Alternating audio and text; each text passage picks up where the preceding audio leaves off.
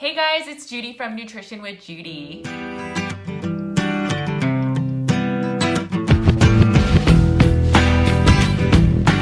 Okay, so I hope you guys had a good week. I will try to release more videos and more Q&As, but right now I am knee deep into writing my Carnivore book. It'll have all of my infographics and it'll talk a lot about anti-nutrients and what an ideal optimal diet is for the gut and just all that good stuff. We'll get into it a lot more down the road, but I just wanted to let you guys know that it's in the works and I'm very excited for it.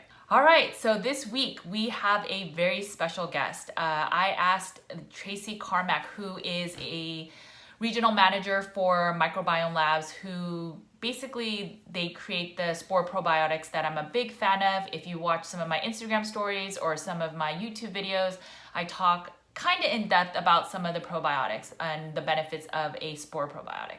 So I asked Tracy to come on and I just wanted to pick her brain about gut health. As you watch the video, you'll see how qualified she is. She's a nutritionist. She has a ton of credentials on her resume, but you'll see that shortly. I do want to apologize. My son decided to make a feature in this episode, and so there will be times where you'll probably see a little bit of finicky stress in my face, but I hope you guys are a little understanding. But this episode was very eye-opening for me. It was amazing how we talk about different probiotics and what it all does and what all is so important about gut health. There's a lot of information. It might be a little choppy.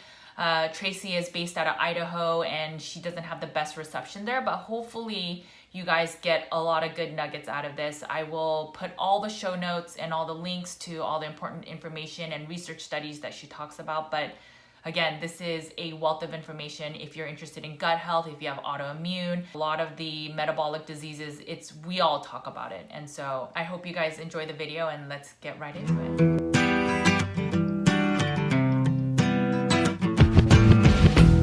Hey guys, it's Judy from Nutrition with Judy, and today I'm very excited to have Tracy Carmack with me, and we are going to do a Q&A. If you guys have been following me on Instagram and YouTube, you know that I'm all about gut health and how I am a big fan of spore probiotics.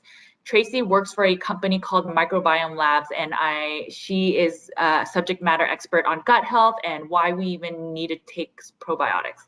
So welcome to the show, Tracy. Thanks for being on this. If you could tell us a little bit about yourself and what got you into gut health and the microbiome. Sure. Thank you so much, Judy, for having me.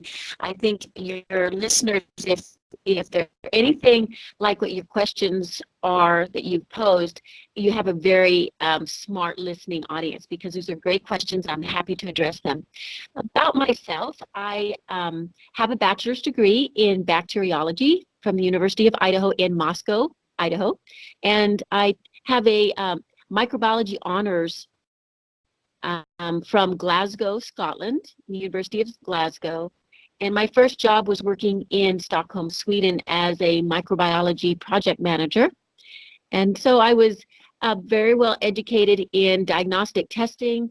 That was Pharmacia Diagnostics, and they merged with electronucleonics. So I came back to the United States and was doing a lot of clinical chemistry and diagnostics at that time.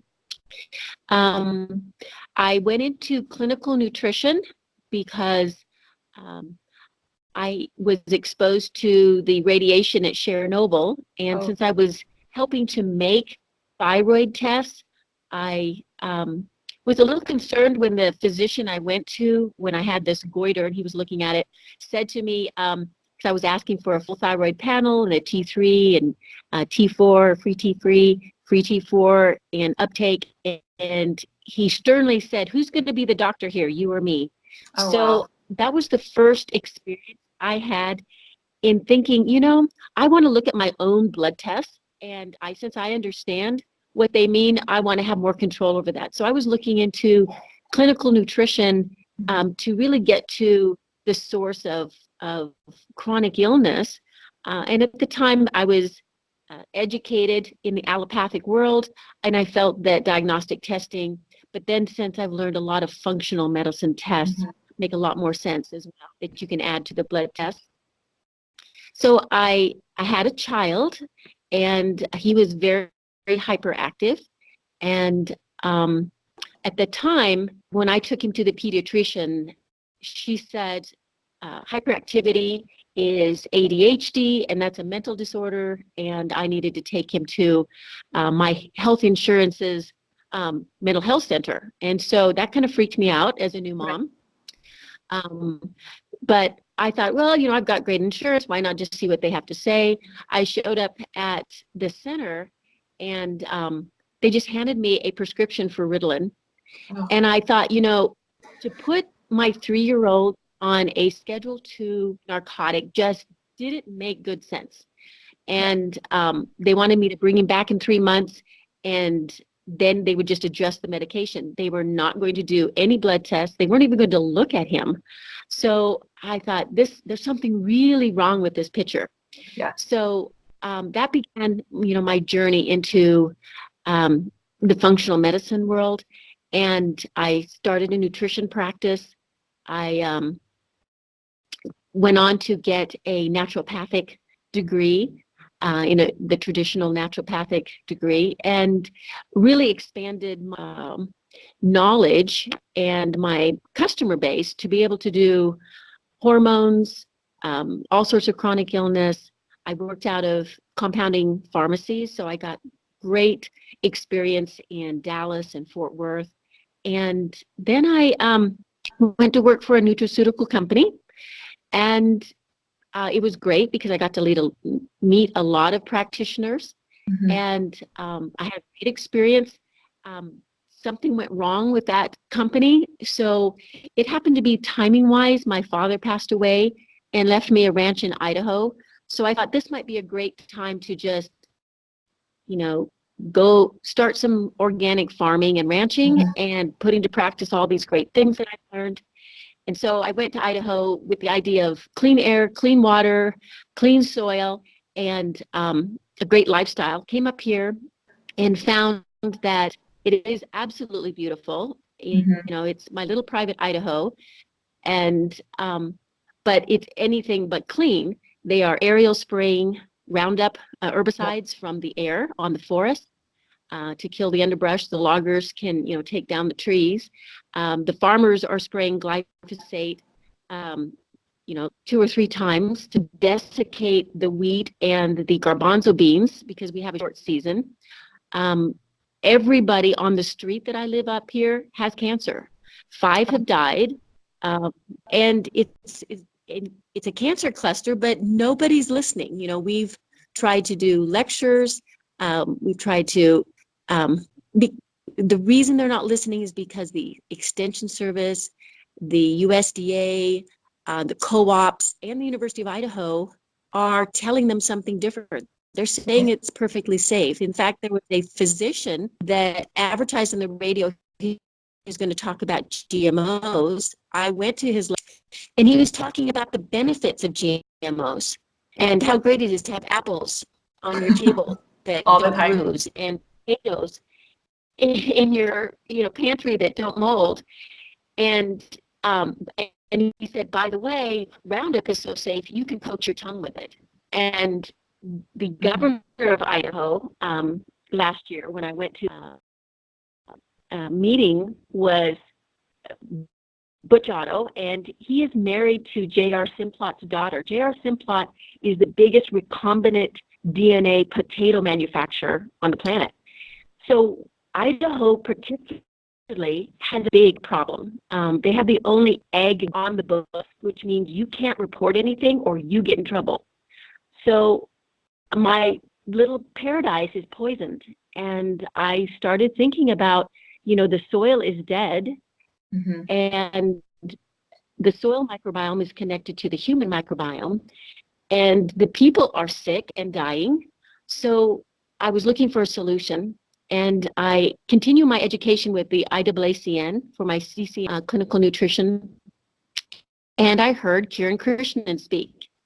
And he rocked my world. I mean, he was speaking about the vitamin K2 product, but it's the primary fuel source for the mitochondria of the microbiome in the gut.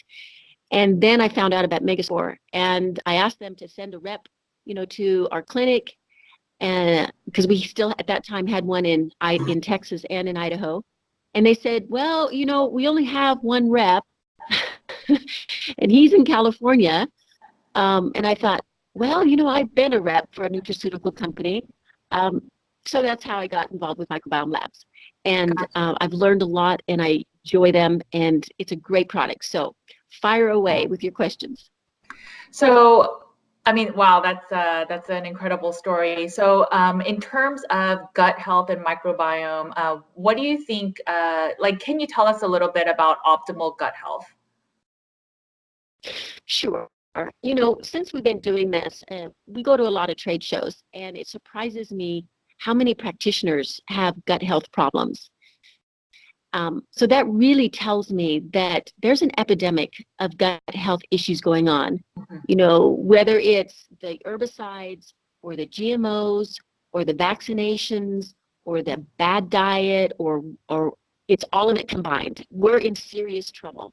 So most people will start recognizing they have a gut problem by just obvious symptoms like gas, bloating, cramps, diarrhea, constipation.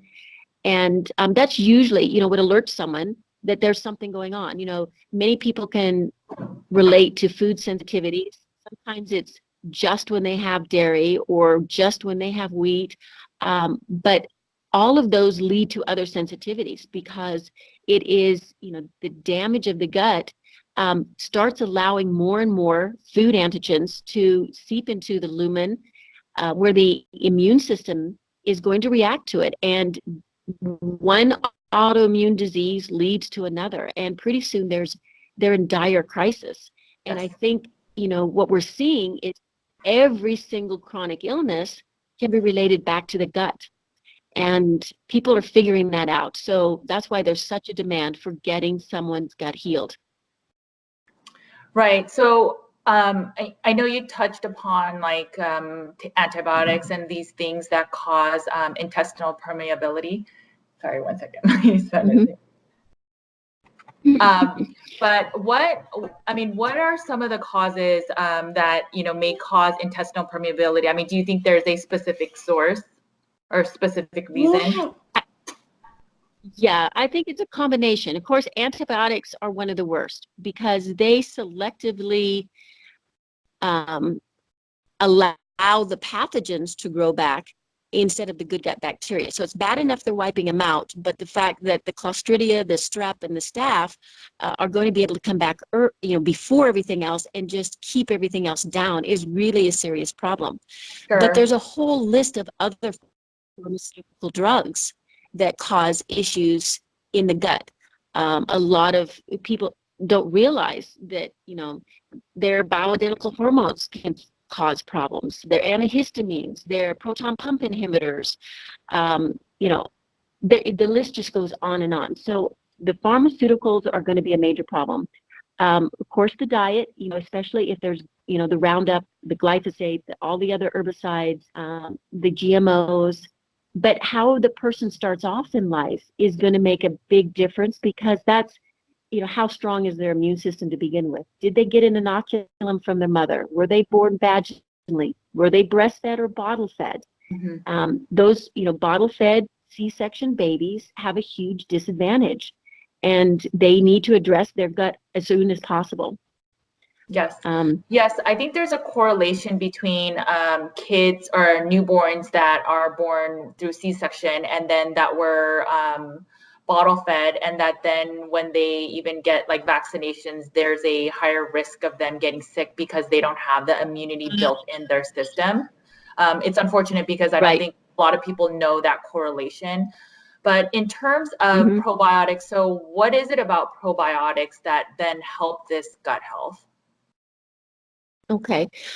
A lot of us, before I learned about the spores, I was miseducated. There was not good at research.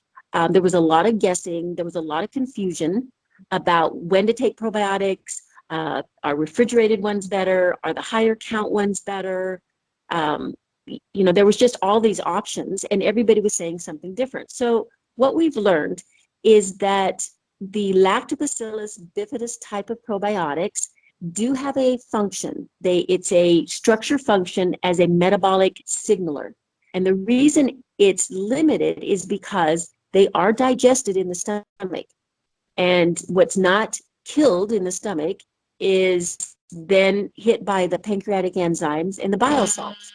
So what we're really getting in the structure function is one strain, one condition effect, and they only work as long as you take. So that's where the spores stand apart, because you're going to get an indestructible spore that literally lasts for thousands of years against all types of elements.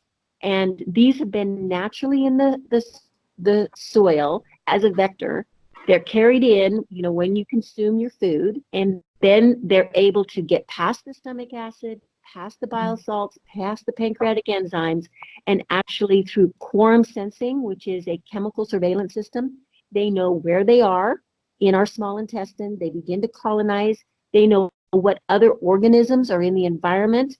They can come out of the spore form locked and loaded with a customized antibiotic to target a specific pathogen. They are so much more intelligent than we could ever hope to be in helping the gut. Wow. And that's, they target the pathogen, start shifting this microbiome. Dysbiosis is the overgrowth of bacteria, the bad bacteria over the good bacteria. So what the spores will do is target the bad bacteria and then feed the good gut bacteria with vitamins, short chain fatty acids, vitamin K, antioxidants. So they're in there to support your existing keystone strains. And this is a huge misconception out there. The whole idea that you can reseed or change your microbiome by adding to it is false. Once a child's immune system is complete by 6 months, but their microbiome is not complete until 838 days. That's 2.5 years. At that point, the door closes. No more are accepted in. All you can do after that point is encourage the good gut bacteria and discourage the bad bacteria. So, that whole myth that you can, replant, reseed, repopulate your gut is wrong. But, there are some things you can do to influence and help your good gut bacteria. And that's what the spores are all about. And they help the immune system. They help reduce, by changing that spectrum, the bad bacteria, the gram-negative bacteria, when they overgrow, when megaspore goes in there or the spore bacteria, they start changing that ratio, and those gram-negative bacteria don't want to leave. So they shed their cell wall, which has lipopolysaccharide in it. Right. And that's the primary endotoxin that's punching holes in the gut. That's the genesis of metabolic endotoxemia. Wow. So, going back to what you're saying, so if at 2.5 years old, you were almost missing certain strains, are you saying that you could never? So, I think if you take certain probiotics, are you able to have certain strains that you didn't have then, even if they would kind of die off when you stop taking those probiotics? Like how does that work? The keystone strains that we're finding are the most important are Akkermansia, Faecalibacterium, and Bifidobacteria. Okay. And what we're finding is that even with children that don't get good inoculations, have a very small amount of these strains. So it is possible to encourage those strains to grow better. And that's through short chain fatty acids, oligosaccharides, the right kind of fibers that they love to thrive on and encourage their growth. Gotcha. The other aspect that people don't realize is, our gut is an anaerobic environment, meaning without oxygen. And if you've got a probiotic, that's in a powder form and it's manufactured in an environment in the air, then it's going to adapt to the air. And it's not going to survive in an anaerobic environment. So you can't, even if it was possible to get past the stomach acid, the bile salts, and the pancreatic pancreatic enzymes. You can't expect an organism that's used to the air now to genetically change and be able to survive in an oxygen deprived environment. Right. Okay. Now, we are looking into a first of its kind probiotic that is an anaerobe, so that it will be able to be added to the microbiome and survive long enough to make some serious changes in the butyrate production, which is the primary short-chain fatty acid that has all of the health aspects associated with it. Sure. So in terms of LPS, you had mentioned that. Can you talk a little bit about LPS and how the spore probiotics releases them? Yeah, so the spore probiotics don't release LPS. Oh, okay. What they do is when they're competitively excluding pathogens, that is, they're producing fast enough to shove out the bad guys, it's the bad guys that release the lipopolysaccharide. And that lipopolysaccharide is the strongest endotoxin that destroys the tight junctures in the epithelial cells, and then enters into the lumen, and it is the source of what's causing the inflammation. And that low-lying inflammation, and it happens, every time we eat, that changes, the ratio of the bacteria, and they get shoved out and they release lipopolysaccharide. But in an overgrowth situation, you have so much lipopolysaccharide that it's when you get to that gut on fire, and that's what leads to the interruption of your hormone population or your hormone production, your neurotransmitter production, destroys the lining, the mucin layers that protect your epithelial cells, and more food starts, undigested food particles start getting into the lumen, and that's where the autoimmune disease starts.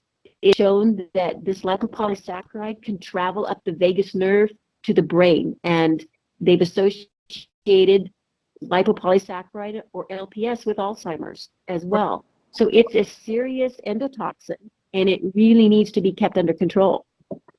Wow. So if an individual were to take spore biotics and they, heal their gut over time, is there a need to take spore biotics for the rest of your life? Or, is diet and lifestyle, not taking medication, would that sort of help that, the need for probiotics in the future? Well, certainly it all works together. When we do a protocol, say the total gut restoration, depending on how damaged a person's, their epithelial cells and their gut is, will determine how long they would be on a protocol. Typically, it's 3 months, and then we can tell someone if all of your symptoms have resolved at that point, you can just maintain with just Megaspore just on the weekends, taking it 2 to 3 times. So no, if the healing actually happens and it can be sustained, but it's lifestyle at that point that's going to help. You can maintain with the Megaspore, but you don't want to start throwing gasoline back on the fire. So lifestyle and diet is very important for this maintenance. Right. In terms of, I know there's a lot of studies with the spore probiotics showing its efficacy. So I know one of these studies talk about how the spore probiotics, without even a big change in diet, it lowers LDL, it supports leaky gut, and even, there's some other benefits. Can you talk through how the spore probiotics does that without even changing diet? And a little bit about the research itself. You bet. So you're referring to the clinical trial that was done at North Texas State. That was Dr. Brian McFarland. And the thing to remember or realize about this study, it was done on healthy college kids. So they didn't change their diet. They were either given a placebo or they were given a Megaspore. And in 30 days, what we found is that the lipopolysaccharide that was being produced, and it was measured in the baseline, was significantly reduced in this population by 45%. What we also saw was the placebo group was increasing the amount of lipopolysaccharide. So one of the discoveries was that metabolic endotoxemia is starting very early in our population, in our young people. And but it also showed that the spores were able to neutralize it. Now the LDL part of it on the triglycerides, the reason it reduced the triglycerides, when you heal the gut, triglycerides are also a good indicator of inflammation in the gut. And it shows that connection between the liver and the gut. So we are doing a follow-up study on that, particularly on lipids and Mega Spore, to see what else in the lipid range it's going to alter. Interesting. And there were other indicators that have now spawned their own clinical trial. One was the fact it reduced ghrelin, which is what determines your appetite control. So we have a weight loss study that's in process. It reduced significant inflammatory markers that lead to Hashimoto's and rheumatoid arthritis. So we have 2 of those studies in process. The triglycerides for the lipids, and it reduced glucagon and insulin resistance. So these findings are extremely important, but it makes sense. If you heal the gut, you should be able to affect major chronic illnesses. And those are the indicators we saw, so we're exploring it further. That's interesting because a lot of my viewers, they follow a carnivore diet, and so they eliminate a lot of toxic foods. And I wonder if, following a carnivore diet with a little bit of fasting, they're removing a lot of the toxins that then, will help a lot of the metabolic disease. And one thing that happens while you're sort of following that diet is some of the gut healing, right? Because you're eating less, you're taking less medication, you're eating a lot, you're taking a lot of less medication, and then you're also eating a lot less processed foods and bad foods that will cause inflammation in the gut. And so I wonder if a lot of the carnivore diet is also, it's beneficial because you're actually healing the gut, and it's not just solely because of the meat. It's it's kind of like which one is first, but it's I know it all works together, but it's pretty fascinating. Right. And I know you mentioned that it takes about, go ahead.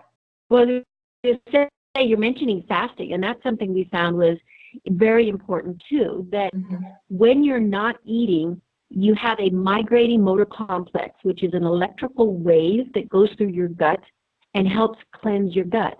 And so extending that fasting time beyond just sleeping shows significant improvement as well. And there are certain keystone strains of bacteria, those were from your initial inoculum from your mother, again, that Akkermansia and Faecalibacterium, that grow better when you're not eating. So anything that's going to encourage a 12, 14, even 16-hour fast of not eating, giving your body a chance to let that cleansing happen, let that motor complex go through, and the growth of those keystones is really important. Wow, that's fascinating. Yeah, I mean, I know so many people fast and there's so many benefits, and I didn't realize that it also helps certain bacteria in your microbiome sort of win out from the bad. So that's pretty amazing. I know you mentioned that some people take your protocol for about 3 months and they have gut healing. In general, do you notice a certain time frame that people typically have to, take these spore probiotics to have gut healing and really feel the effects and the benefits of a better or stronger microbiome? Yeah, on average, that 3-month protocol works great. I tell people that calculate how many years you've suffered with any severe gut condition and allow for 1 month of healing for each of those years. So that gives them just a ballpark figure of how much time it might take. And it's going to be different for everyone. There's some amazing things. Usually if we can catch someone earlier in life, the better. But how much they influence, how much they change their diet and their lifestyle, all of that's going to come into play as well. Sure. Is there a diet that you recommend when they initially go on this protocol or, start using the Spore probiotics? Is there a diet that, you see as ideal? We have so many practitioners out there with so many different ideas about diet and healthy lifestyle changes, and they're still getting results. So it works under many different conditions. We know that the keystone bacteria like oligosaccharides. That's a fiber that's not digestible to humans. So we know that they thrive on that, and that's why we created the powder form of prebiotic that has oligosaccharides derived from milk and corn and kiwis. There's no food in those products because it's just the fiber, just the oligosaccharides from it. But the study has shown, and we have a published study on it, that it increases those organisms by 85% when you're using it in addition to megaspore. So it is important. Other than, again, so many different diets and the products are working within those diets. We know, the microbiome likes, tubers, root vegetables, but, with all the different diets out there and it's working, I would say there's a broad spectrum that it'll work in.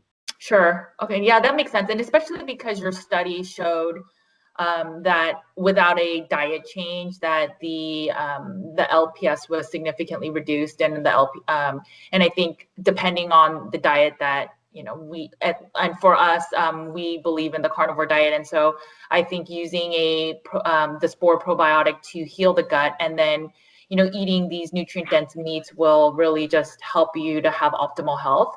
I know that one question I get is, the efficacy of probiotics, right? There's certain, like as you mentioned, that some probiotics have 1 million strains, or it's just, do you have to look at the number count, the refrigeration?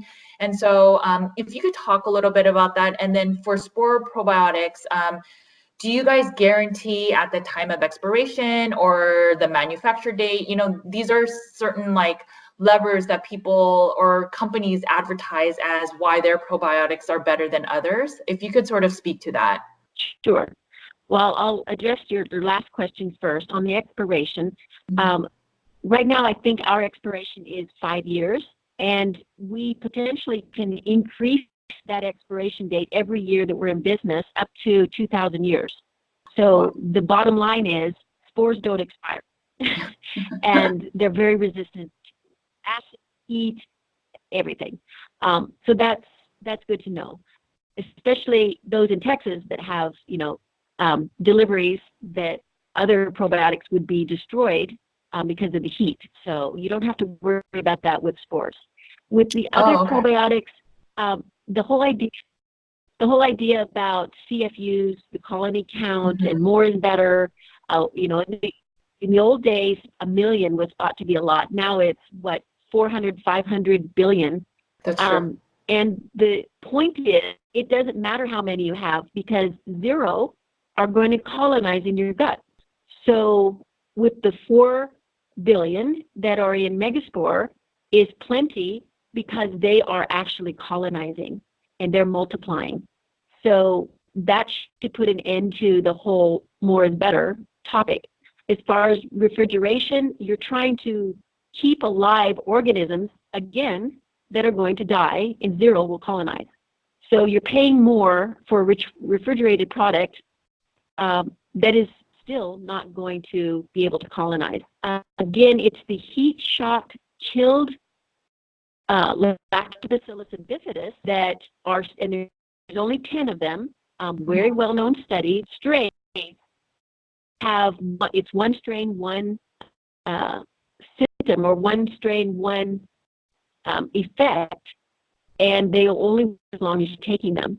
So it's limited, but you have to use the right one for the right condition, or it won't work as well. And then you heat shock chill them is because when you're growing bacteria in a vat, every generation change changes their genetic, because they share genetics among themselves, and it changes. Sure. So you want to kill them at a certain generational time so that you know what those genetics are and you know what they're going to do. If you multiply for multiple generations, you have no idea what the genetics are going to be. And if you're trying to keep an organism alive, active culture, actively growing, you're going to get wild strains, and you really don't know what they're going to do. So that whole idea of having live culture is probably more harm than good. So it's the specifically studied each field, strains that eating, and it's very limited at best.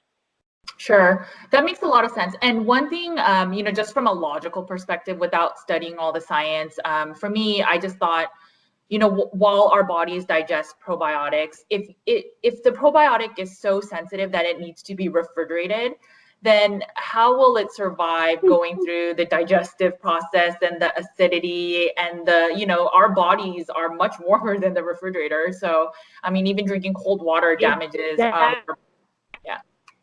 So if you think about that, I mean, I always thought there's the disconnect there, right? Like, why do you have to refrigerate these, but then it'll survive your gut to then populate your intestines? There was always a disconnect. And so I think the fact that Megaspore doesn't have to be refrigerated, it was a shift in mindset for me, but I mean, it completely makes sense, right? You can leave it out, and I mean, it's strong enough to survive the external environment, but it's then should be able to survive your insides, right? So I think I think everything you said makes a lot of sense to me. In terms of people, there's people that obviously don't want to take antibiotics, but then they are in a situation where they have to. And so how would you recommend people taking probiotics with antibiotics? I know there are people that think, oh, it's a waste of money to take probiotics while they're taking antibiotics. And so they kind of wait. I obviously, as a practitioner, I don't recommend that. I say, take antibiotics in the morning, then take probiotics at night. Make sure to have, the oregano oils and that type of stuff. But what is your recommendation for when you take antibiotics? Sure. You can take the spores right along with your antibiotics. Oh, okay. And the reason is because the spores, through that sensing, they can tell when the antibiotic is in the environment. Oh. And the spores, they're in a veggie state when they're processing, but they'll go back into the spore state and protect themselves from the antibiotic, wait for the antibiotic to go through the system, and then vegetate again.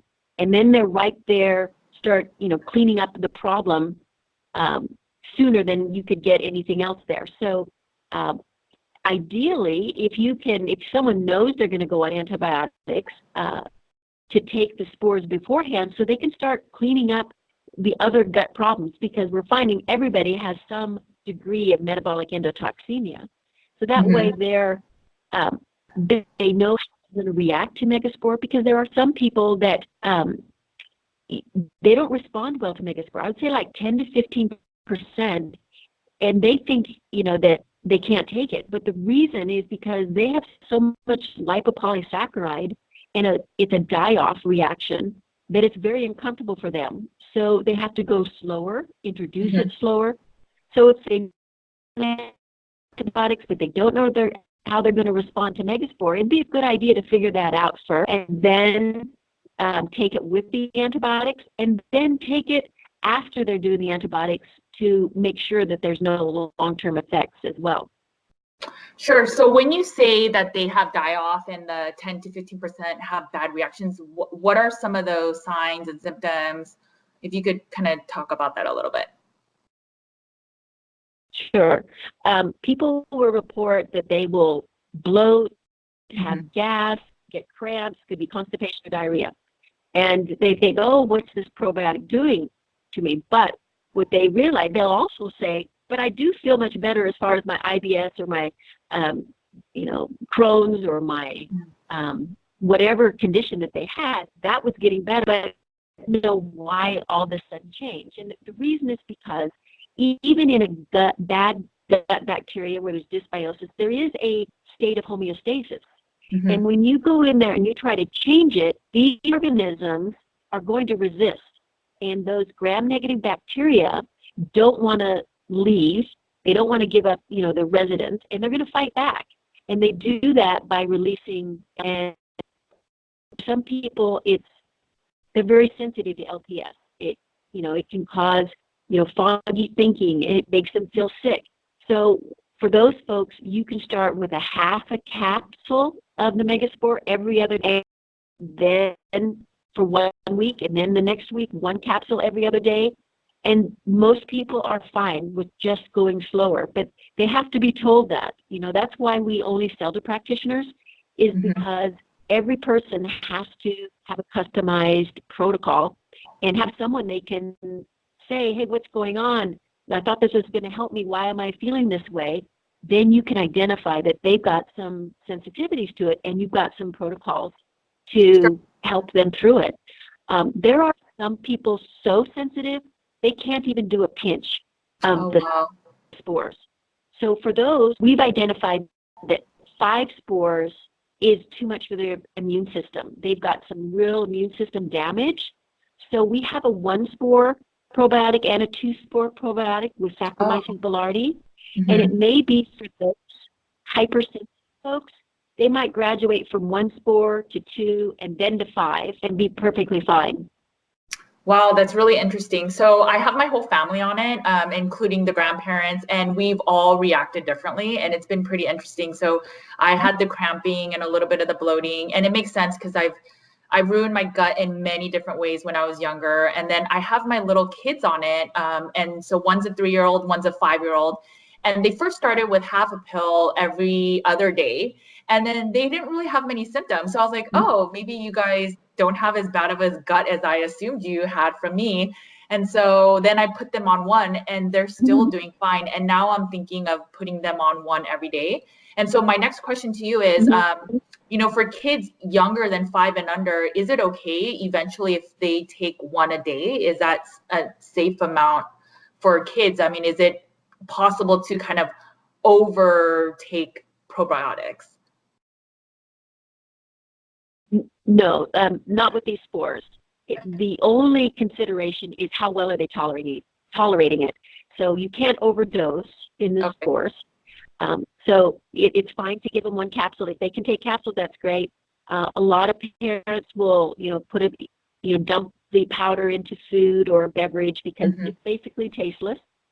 Even for infants, we've got a lot of practitioners that are recommending for newborns that the mom will put some of the powder on her nipple so that the baby, or just putting it directly in the baby's mouth, because some babies, especially if they were born C-section, have some gut problems from the beginning, and you definitely want to try to resist putting a baby on a PPI. And unfortunately, there are a lot of babies that are being put on pharmaceuticals.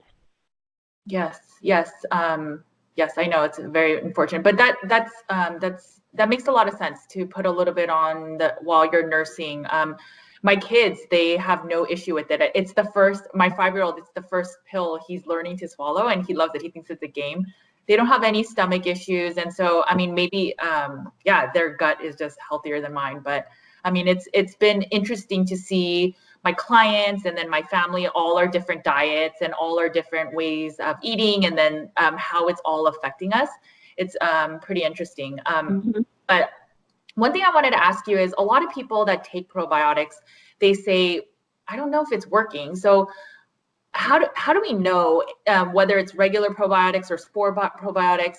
How do we know that, what are the signs that initially there's something going on in your body and that it's working? And then obviously the healing effects later will be less gut health issues. But initially, what are some of the signs that, hey, this stuff is working? Well, the first population of people that we know it's working in are those who are having symptoms.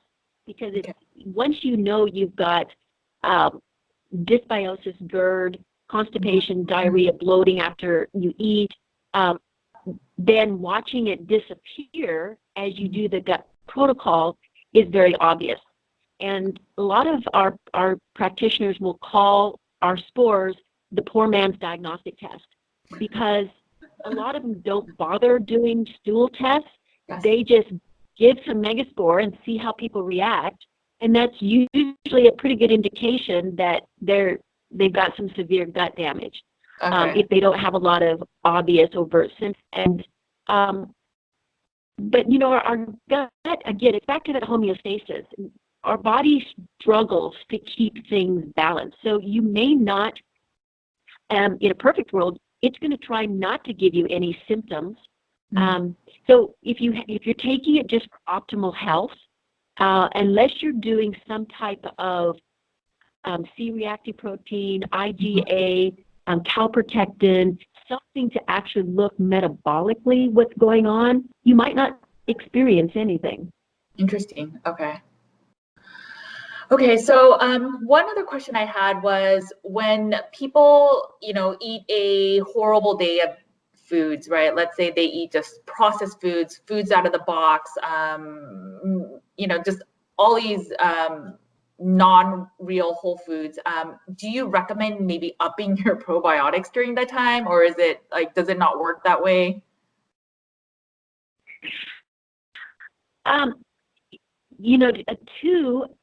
When you're eating is what is recommended. The only time we really recommended taking more was when someone had a severe overgrowth, as in a SIBO or a C. diff, or like a hepatic encephalopathy, where it's a serious condition, and then that we will add the HU58, the Restore Flora, and the Megaspore together to definitively excluding those pathogens and pushing them out.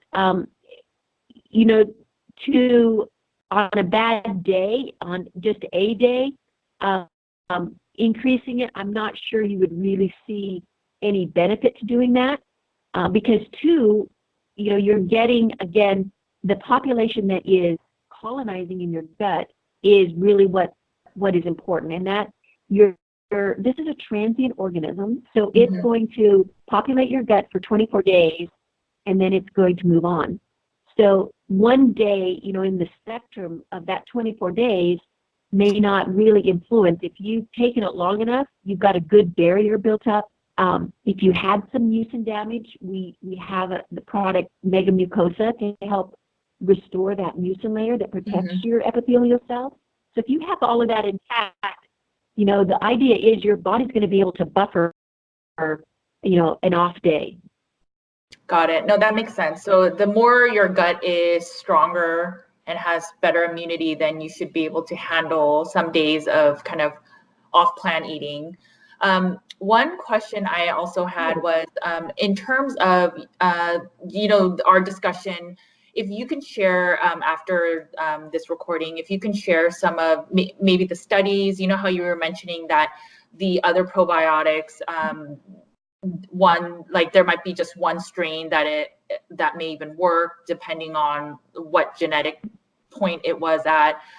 You also mentioned that some of the, I just lost my train of thought, but that some of the probiotics that depending on what you have when you were born and up to the age of 2.5, that is really those microorganisms are the ones that you can really repopulate or not. If you have any studies that sort of help, kind of prove your point type of thing, that would be helpful. And especially if readers want to learn more about it. In terms of any additional advice about probiotics, healing our gut, anything that you can offer as advice, if you can provide any right now. Yes, one thing that kind of shocks people in our study of, what foods help, what foods hinder the microbiome, coconut oil, when you have a damaged gut, is a very bad idea. Oh. And the reason is because it makes a more toxic lipopolysaccharide. So in the world of everybody recommending coconut oil, we need to take pause and look at the studies and see that unless you put time to healing your gut, then it would probably be fine. But when you have a damaged gut, it's not a good idea. So coconut in general or just coconut oil? Coconut oil. That's so interesting Now because the MC. yes. So what's so interesting about that is that most people recommend consuming MCT oils because the medium chain triglycerides, even if you have a damaged gut, it doesn't have to be digested. And so therefore you'll be able to absorb it much quicker. And so, you know, and it'll like hit your brain and all that good stuff. And so a lot of people, especially on the ketogenic diet, they recommend coconut oil. I mean, they revere it. So what you're saying is completely different. So yeah, you have to you have to draw the distinction between MCT, which is the medium chain, versus coconut oil, which includes the long chain. So it's the long chain that is damaging. Yeah. Okay. The MCT is not as damaging. I would still hold off to start the megaspore first, and then after that 3 months, the MCT will be fine because of but the coconut oil, I would hold off much longer. Wow. So when people say that MCT doesn't really go through your digestive system, is that not true then? Because they say that basically in order to digest, you don't really need to have the digestive process working to absorb MCT oils. I mean, is that not true?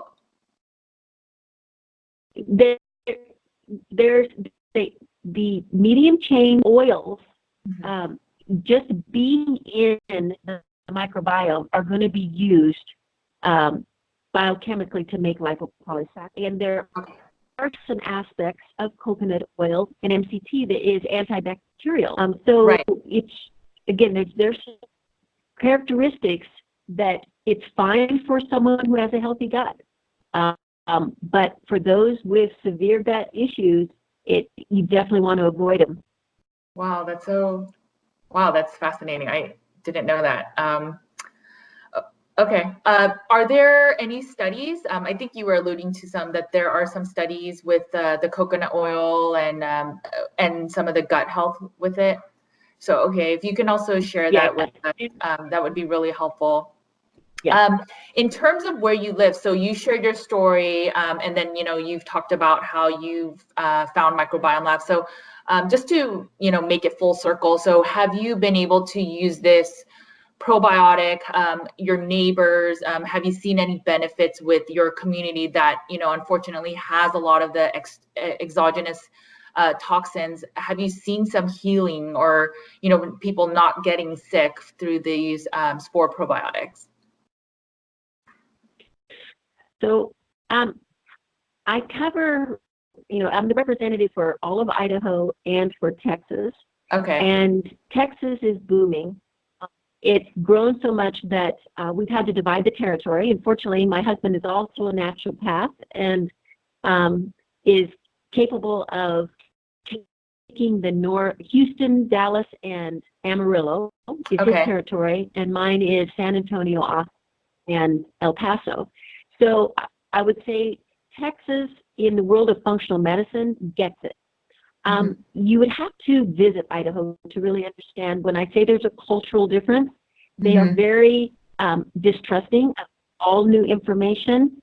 The neighbors that are our mentor, especially, he has prostate cancer, and he's come back to us and said, look, I'm not getting results that I want from the conventional medicine, and I trust, my husband to help him naturally, and he is completely doing things naturally, he and his wife. But I can tell you, they're very resistant. They're very trusting people, but they're trusting, their farmers, and they're trusting their agricultural representatives, the people that they've been working for the last 30 years, even though these people are not telling them the whole truth. When you say herbicides don't hurt human cells, and you can take a petri dish and you can dump Roundup on it and look, see, they're perfectly fine, that's not the whole story.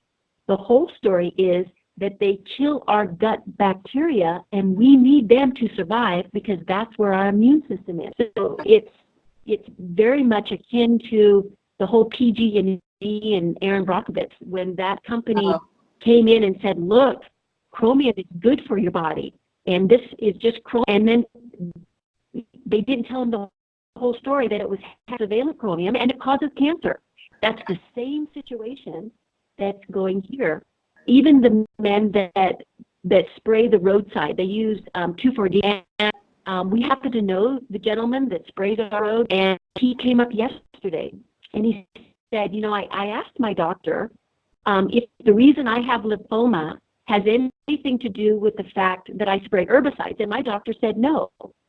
And so, you know, we start telling him, well, just look at all the lawsuits that are going on in California with the janitor there that was spraying the herbicides, and he had cancer. And now every single lawyer, you know, is advertising on TV and doing it almost every day of somebody starting, you know, a class action lawsuit on Roundup.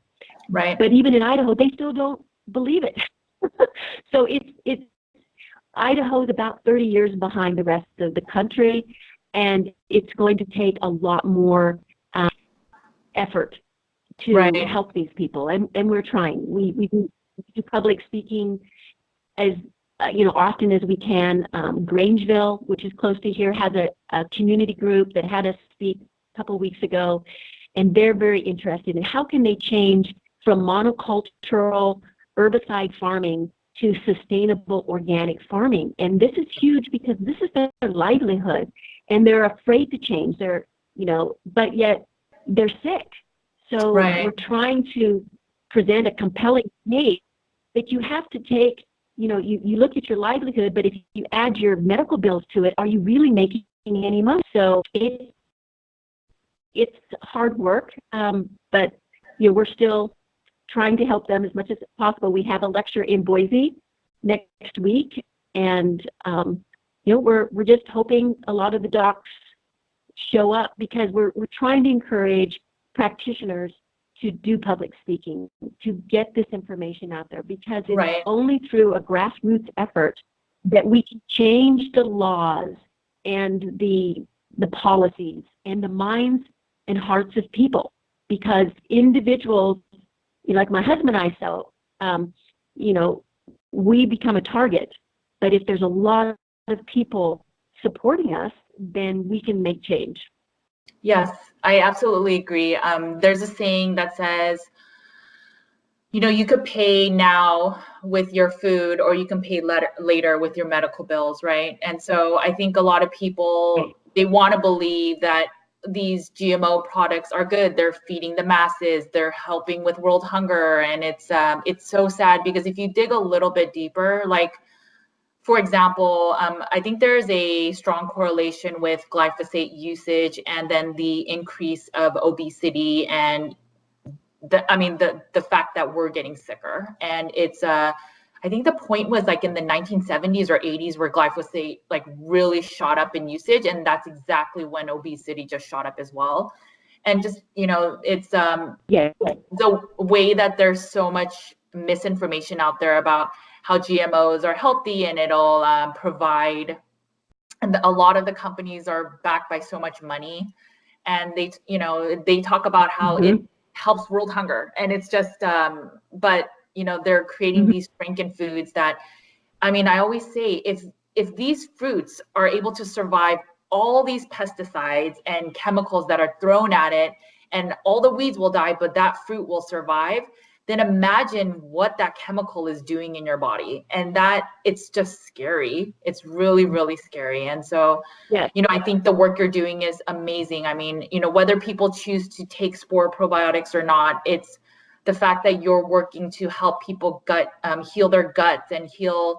I mean, basically, you need to have gut health in order to have optimal health. And I think a lot of people are starting to understand that. But I think the work that you do and the messages you're spreading, and, you know, from all your education, it's very insightful and it's very helpful. So thank you very much. Where can people find you? Do you have an online presence? Is it through email? if you could share. Yes. You know, personally, occupation-wise, we sell to practitioners, but we do have a public education branch, and it's microbiomerevolution.org. And there I'm actively posting blogs and articles. There's organizations, especially for the farming community, to teach them about sustainable farming. Acres organization is a great resource there. But I'm also trying to connect people in Idaho and Texas with great resources so that they can start making these lifestyle changes. But first we have to educate them. Yes. So I started Microbiome University, and that's where I've done a lot of these little mini webinars that you saw. Yes. Just little snippets of cooking for the microbiome, kids in the microbiome, SIBO, autoimmune disease, myths about probiotics, because we've got to get that information out there so that I'm hoping that practitioners as well as the general public can go toe-to-toe with the physicians, politicians, policymakers to, and be competent in their information and let their voice be heard, because that's where change is going to happen. Yes, I absolutely agree. So does everyone get access to those webinars? Because if they do, then I will just link to it in our show notes. So is it free, public access? I will make it public access. I'll put it on the Microbiome Revolution and give you a link to that. Right now it's just for practitioners. Oh, okay. Perfect. But I'll get that to you. Yeah, no, the one I saw about the gut biome and your presentation, that was very helpful. So okay, well, I will, I'll connect with you afterward and then get all the show notes with all the information and, how we can help and all that stuff. So thank you so much for this. This was very, very helpful. I will talk to you soon. Thank you. You're very welcome. All right. I hope that was helpful for you guys. I will link to, again, all the studies and some of the webinars she talks about if you guys are interested. She had a great webinar about gut health and what the Spore Probiotics does. And she's just a wealth of information. So in terms of just educating yourself, you guys don't even have to take the Spore Probiotics. I'm not trying to push it. But in terms of healing your gut, I am trying to push that. You guys need to heal your gut. I need to heal my gut. And so definitely look at the webinars and get some more information about how to heal your gut. All right, guys, make sure to eat a lot of meat, eat a lot of organ meat, and get some bone broth in your system. It's getting a little bit cooler, so now it should be easier to make your own homemade bone broth. I will talk to you guys next week, and make sure to take care of your bodies because it is the only place you have to live. All right, guys, have a good one. Have a good week. Bye, guys.